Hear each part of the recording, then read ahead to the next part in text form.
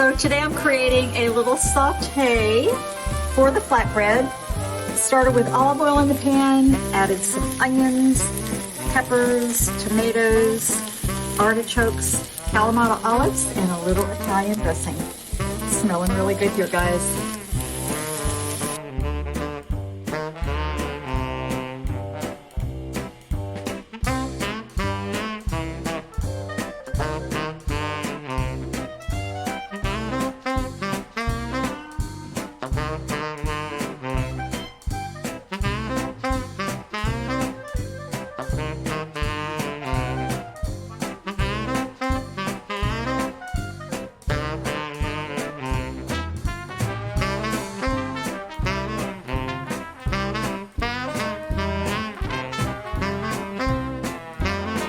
I'm happy to share with you today's beautiful aromatic flatbread with the sauteed veggies.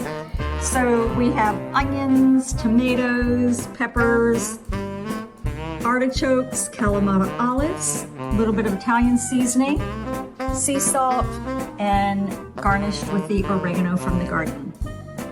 It's Melanie Albert with Experience Nutrition and Plant-Based Food Art. Enjoy, my friends.